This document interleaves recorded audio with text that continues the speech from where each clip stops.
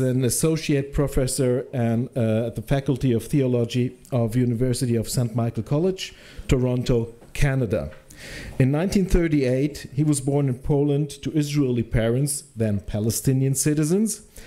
In 1939, his family moved to Tel Aviv. In 1944, he attended Carmel primary school in Tel Aviv for 8 years.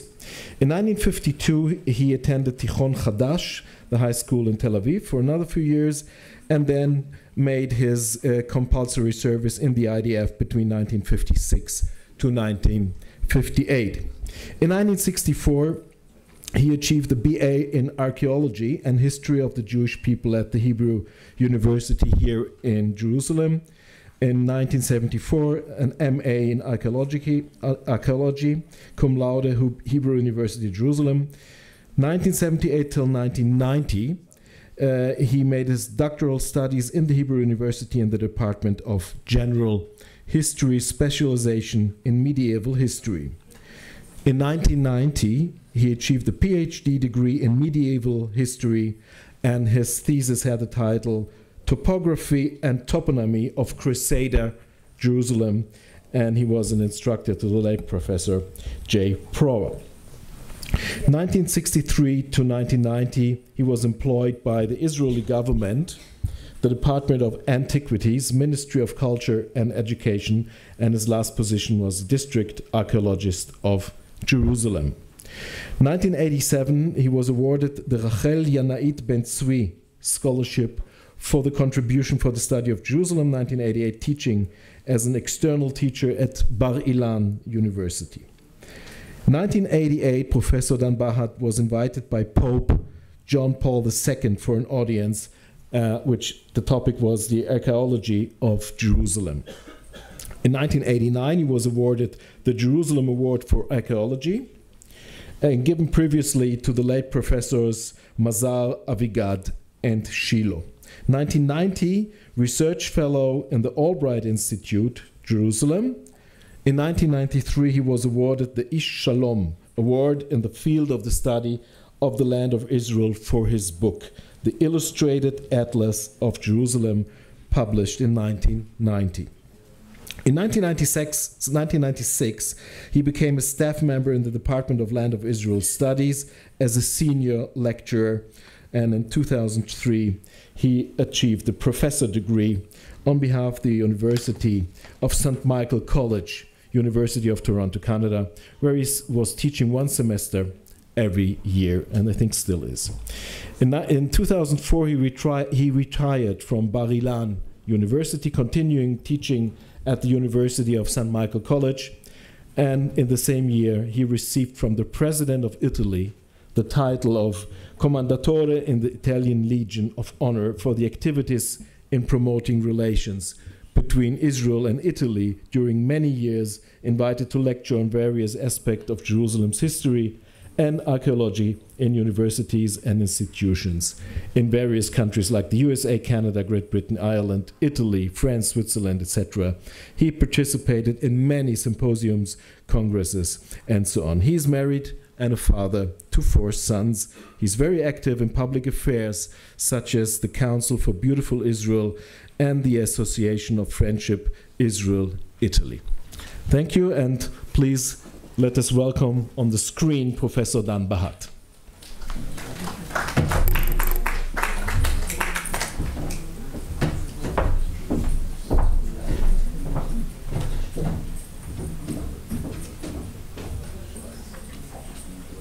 1967, the Six-Day War, was a turning point in the study of Jerusalem from the archaeological point of view. I will try to sum up and say that if till 1967 all the archaeological excavations in the country, and especially in Jerusalem, were resulted of asking questions, trying to understand, trying to see what is happening, what is the past of the country, and what are the limits, the geographical limits of various phenomena, after 1967, many of those questions were answered. When we come back to Jerusalem, we must say that our knowledge was quite limited when we try to learn, for example, about what was the size of Jerusalem in the time of the First Temple period, namely the time from David and Solomon up to the Babylonian destruction in 586 BC. The story is that since the beginning of the scientific study of the city, there was one question which was always asked, and that one was, how big was Jerusalem? What kind of city was it where the great prophets like Jeremiah, Isaiah, and the smaller one like Amos and the others, when they're talking about Jerusalem, what kind of Jerusalem it is? There were two schools. One of them was the German school who spoke about the expansion of Jerusalem, not only to the city of David and the Temple Mount of today, but also to the Western Hill, where today the Armenian Jewish quarters are. Or was it a limited city only to the size of a tiny city in the mountains, sitting on a small hill, very low one, and in which the only perennial spring was? This was the question. All agreed about one thing. Jerusalem expanded during the days of King Solomon to the Temple Mount, which was also engulfed by a city wall, and that was the size of the city. About that, everybody agreed. But about the expansion, no one really knew. The first hint to know what happened was when we decided to rehabilitate the Jewish quarter, which was utterly destroyed in our War of Independence in 1948. And then after 67, when we decided to rehabilitate it, every building which was built and repaired, archaeological excavations took place first. And thus we learned that all that neighborhood of today's Jewish quarter was actually engulfed in the city, in the city wall in the 8th century BC. Actually, when you read the Bible, you learn a lot about King Hezekiah, one of the most important kings of Judah in the 8th century. He expanded the city. The Bible says so. When you open the book of Isaiah 22:10, you'll find out that he built a city wall and other things, but it didn't come to the mind of the scholars that actually it refers to an enormous expansion of the city, which made it so big. When it was so big, you can understand well what do the prophets speak about the city with a lot of corruption, with I would say social differences between the rich and the poor and all those kind of things. This is now very clear when we see the finds which are discovered in the so-called Western Hill. Again, the hill which includes today Mount Zion, Jewish quarter, and the Armenian quarter, stretching all the way up to Jaffa Gate of today. The discoveries in the Jewish quarter were of such importance because it also answered another question, and the question was about archaeological systems. Whereas previous excavations were limited in size and therefore could not give the full picture, it was only after 67 when the city was opened for the first time in its history, opened completely to the scholarly study of it. It was only then that we could really find the fuller picture. So this is about the excavations in the Jewish quarter, and of course other places on the Western Hill which I've just mentioned, like Mount Zion and others, which gave the full picture of the city at that time. Also, it was the first time that we have got archaeological testimony to the destruction, where in the Jewish quarter were found houses which were burnt during the Babylonian siege of Nebuchadnezzar. We found arrowheads which were shot against the city, and thus the collapse of the city under this one.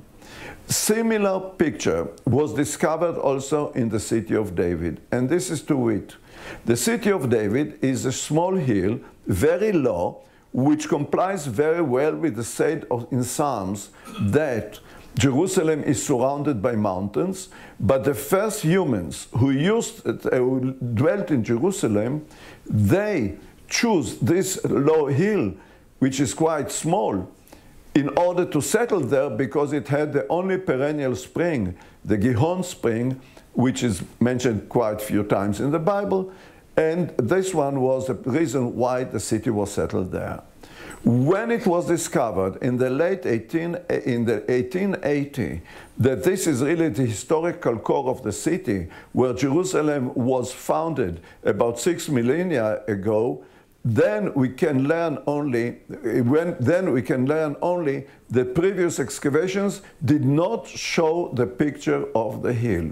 Only after 67, when the whole city was excavated, because unfortunately the hill of the city of David, again the historical nucleus of Jerusalem, was founded, that hill served in the Roman period as a stone quarry, and so a lot was eliminated, and we have got to find out the history, the ancient history of Jerusalem, from morsels of information which we get from the small excavations which took place there. Again, after 67 only, the entire hill was available to the archaeological study, and then we learned about it, and today a visit to Jerusalem is not complete if you don't come visit the city of David, where you can see remains from the first temple period, and you can see also some later periods. It should be remembered that this hill was forsaken under Hadrian, namely 2nd century AD, and since then actually it was never inhabited again, and therefore we have to focus in what is happening inside the old city of today. The old city of today yields endless surprises. I've mentioned the city of David, but let's go to another very important thing, the Temple Mount.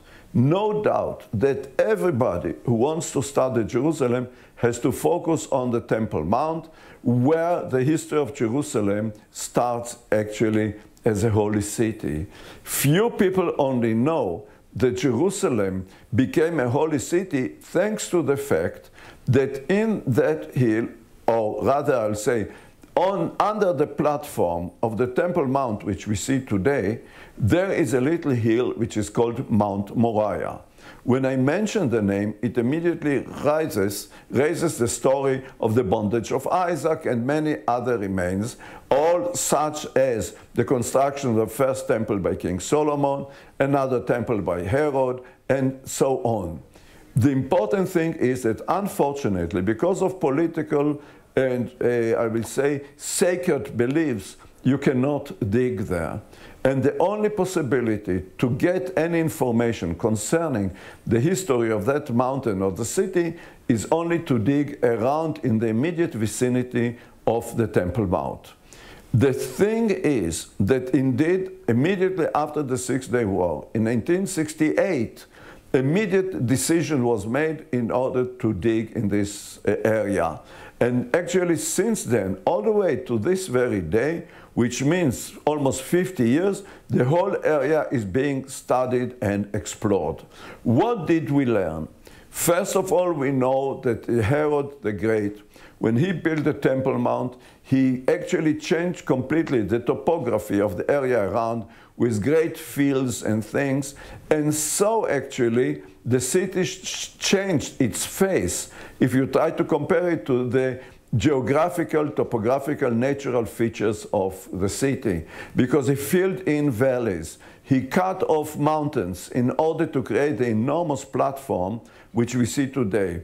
Although so much was written about the Temple Mount, but basic things as all the works of Herod the Great when he created the great platform, which makes actually the largest sacred site in the entire Greco-Roman world, this was not understood till the works around the Temple Mount occurred. Streets which surrounded it were also important. Approaches, like the gates into the Temple Mount, were studied. The discovery of the large stairwell leading to the Temple Mount from the south, which gives us the impression of the thousands and thousands of pilgrims who used to come to the Temple Mount in the 3 annual pilgrimages and so on.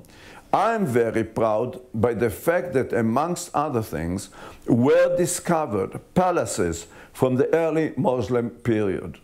Jerusalem was quite from the inception of Islam. Jerusalem became an important city. First of all, it was believed to be the center of the world, and this was the reason of its sanctity in Islam. But later, another story was added to it, the story of the nocturnal flight of Muhammad to Jerusalem and the ascension to heaven, which is a legend, and because of that, Jerusalem has its sanctity, which to this very day is an important feature in the political, let's say, the political reality of the life in our lifetime. We discovered some of the greatest Muslim structures which were made in such an early period in Islam.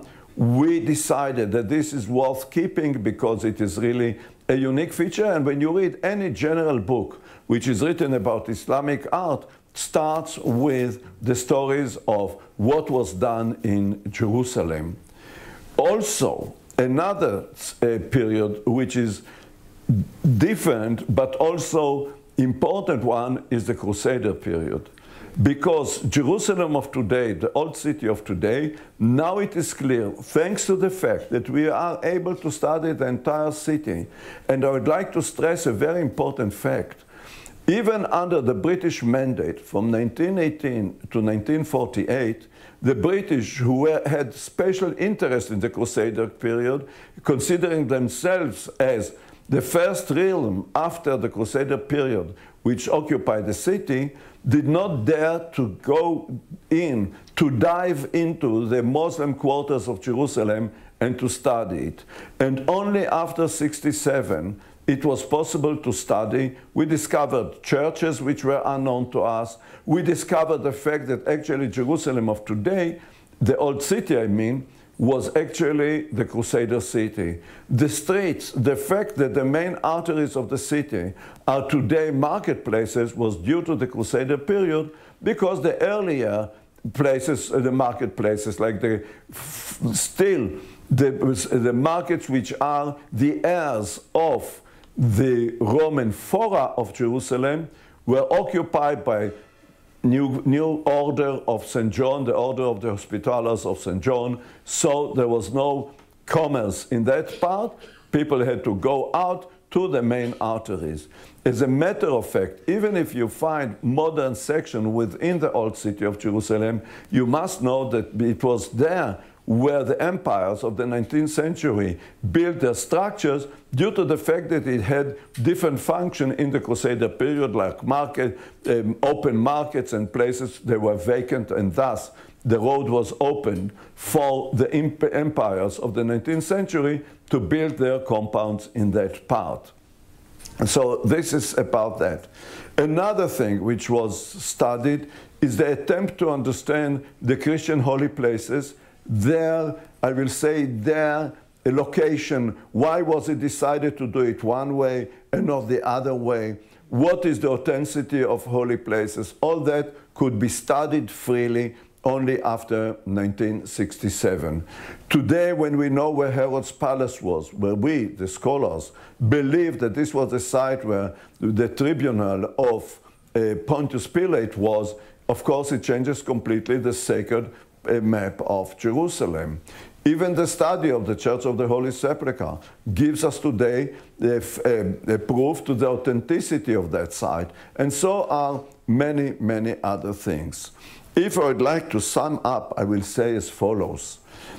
Jerusalem is sacred because already from very early periods, when it was believed by many, and this is reflected by the name of Mount Moriah and others, people believed that the world was born in Jerusalem. Jerusalem is the center of the world. This is a very, very important fact. Even if we consider the name of Jerusalem, which has got nothing to do with the word shalom in Hebrew, which means peace.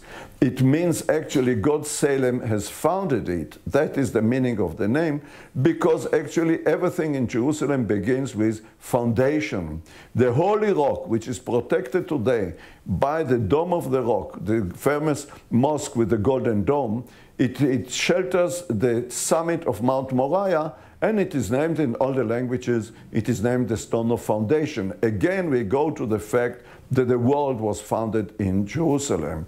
This is the ancient belief which exists to this very day.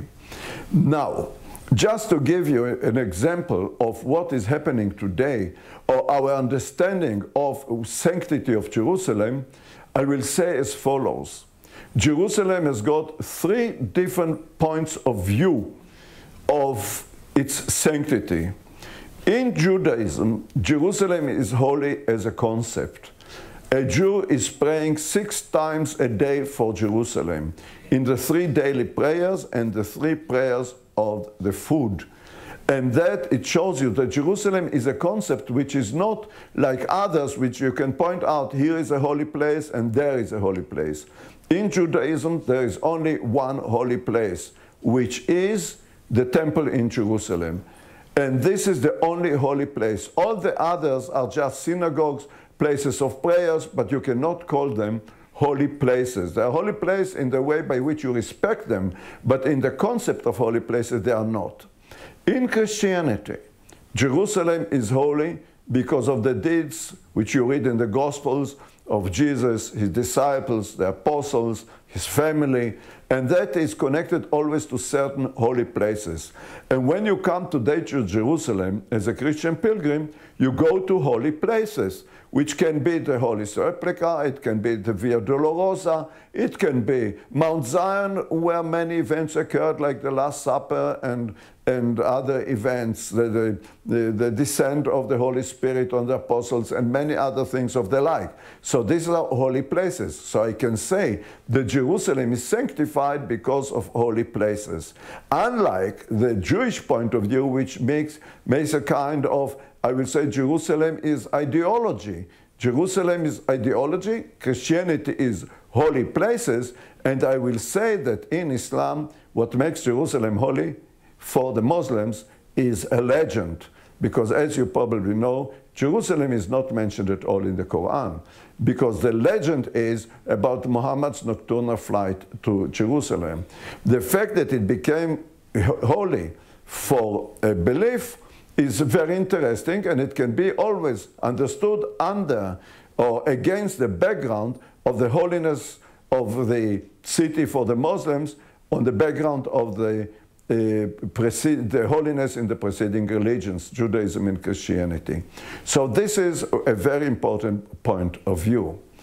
When we speak about Jerusalem, as we know it today, because of the discoveries which were made all over, when you go to the citadel, you see there remains from the first temple period, the second temple period, I mean the Herodian period, the Maccabean period.